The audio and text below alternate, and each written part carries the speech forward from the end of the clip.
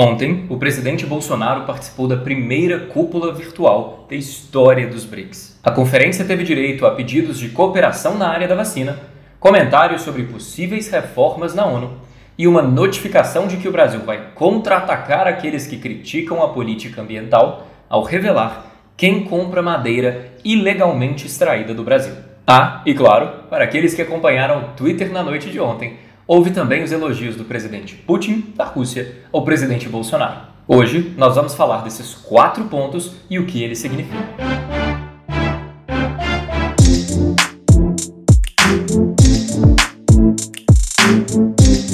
Olá, seja bem-vindo ao Nick Internacional. Meu nome é Bernardo Nicolau e serei o seu anfitrião. No vídeo de hoje, eu vou te falar o que foi discutido na Conferência dos BRICS e por que isso importa para o Brasil.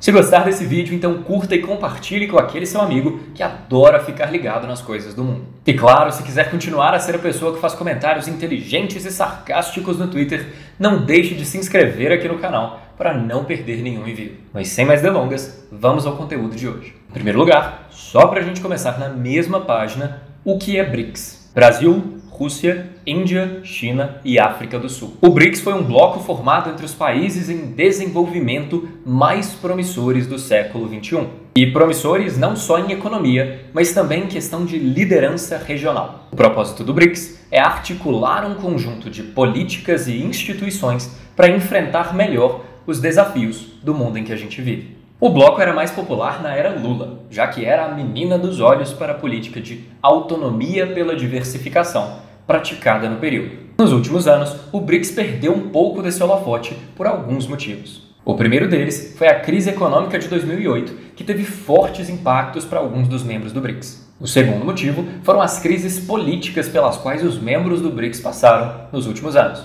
O impeachment para o Brasil, a Crimeia para a Rússia, o Mar do Sul da China e a guerra comercial para a China. Então, tudo isso fez eles reavaliarem suas prioridades. E claro, um outro motivo foram as inconsistências dentro do próprio grupo. Poxa, a China não está na mesma divisão do resto da galera. A China não é um país em desenvolvimento.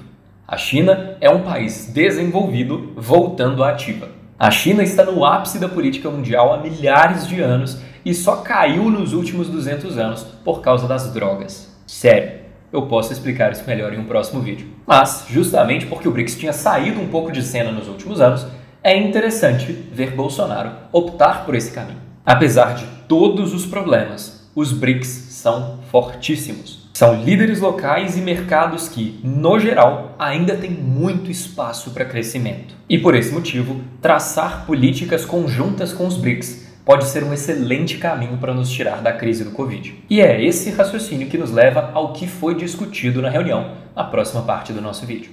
Falando agora sobre os 4 pontos que eu mencionei na nossa introdução: cooperação sobre a vacina, reformas na ONU, notificação de quais países compram madeira ilegalmente extraída e elogios de Putin a Bolsonaro. Vamos entender todos eles. Em primeiro lugar, cooperação sobre a vacina. Putin convidou os demais BRICS a criarem uma instituição conjunta para cooperarem em questão de vacina. Isso, na visão do presidente russo, beneficiaria os países do BRICS como um todo e, em especial, a população mais carente desses países. A China também propôs cooperações nessa linha, inclusive mencionando que ela vai fornecer vacinas para a Índia. E isso é especialmente importante porque é um gesto de paz entre os dois países, China e Índia, que estavam brigando com paus e pedras literalmente nos últimos meses. A cooperação em questão de vacina não só pode ser positiva para os países do BRICS internamente, como também é positiva para a imagem que eles passam para outros países do globo. O BRICS é um bloco que tem, no geral, mais acesso a países não alinhados do globo. Esse é um termo um pouco ultrapassado, proveniente aí da Guerra Fria, mas eu acho que ele passa uma ideia mais clara. Seriam esses os países, por exemplo, da Ásia e os países da África. Países que não têm um vínculo muito forte com a Europa ou os Estados Unidos e que, assim, dependeriam da boa-fé desses líderes regionais.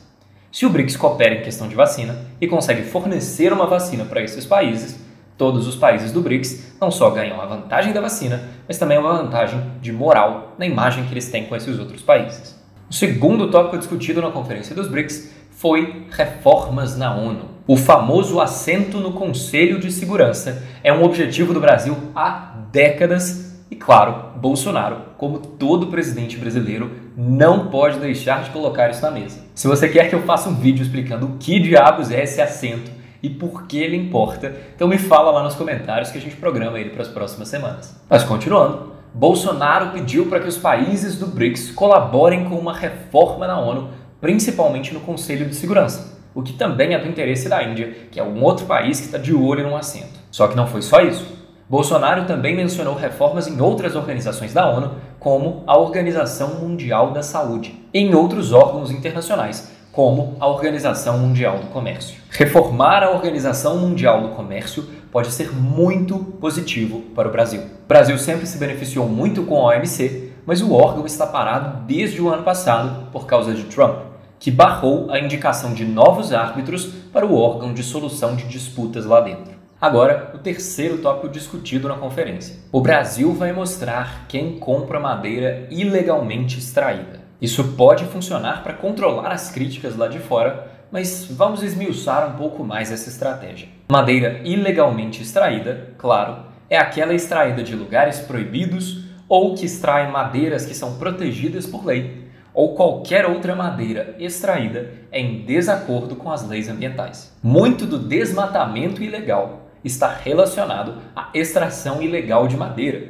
porque, você já vai violar uma lei, por que não violar duas? Um ponto que pode ser delicado para o governo nessa empreitada de revelar quem compra madeira extraída ilegalmente é: o próprio governo flexibilizou algumas das regras de extração e exportação de madeira ilegal em 2019, o que facilitou a venda dessa madeira lá para fora. De qualquer forma, a estratégia de expor quem compra madeira ilegal no exterior não é muito afetada por isso. E essa estratégia pode funcionar para o propósito do governo, que é dar um chega para lá nos países que querem criticar a gestão ambiental da Amazônia. Se um país permite que seus cidadãos comprem madeira ilegal proveniente de desmatamento, indiretamente, ele está contribuindo para esse desmatamento. E é isso que Bolsonaro pretende mostrar, principalmente para os países europeus. Caso alguns dos principais países críticos à política ambiental de Bolsonaro tenham cidadãos que compram essa madeira ilegal e esses países permitem que essa madeira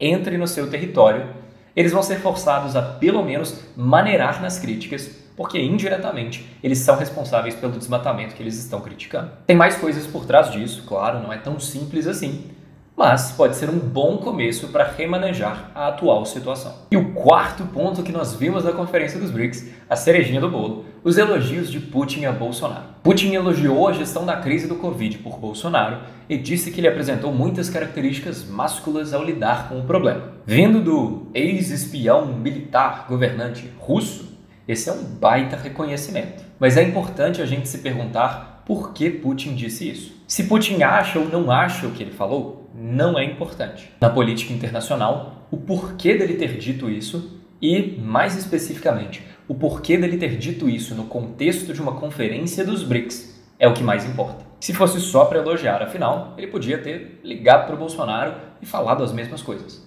Então, se ele falou na conferência dos BRICS, vamos tentar entender o que ele poderia ganhar com isso. Um motivo para a fala de Putin pode ter sido a derrota de Trump e suas consequências. Tanto Putin quanto Bolsonaro queriam que Trump vencesse, o que não aconteceu.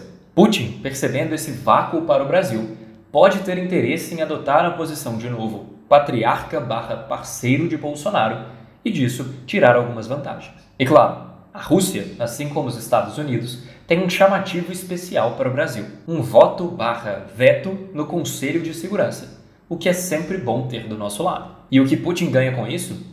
Ganha uma proximidade com uma das potências do mundo que mais pode ajudar a Rússia nesse momento, em que eles ainda estão enfrentando dificuldades por algumas das sanções econômicas pela anexação da Crimeia. Uma outra possibilidade é que Putin, que também propôs nessa reunião a criação de uma nova instituição do BRICS, queira trazer o Brasil de volta ao multilateralismo para que ele participe mais ativamente do bloco e das atividades que ele desenvolve. Isso pode fortalecer novamente o grupo e criar uma rede de segurança e ferramenta para os russos no cenário mundial. O que pode ser especialmente importante para os russos em um governo Biden, que não partilha da admiração por Putin de Trump.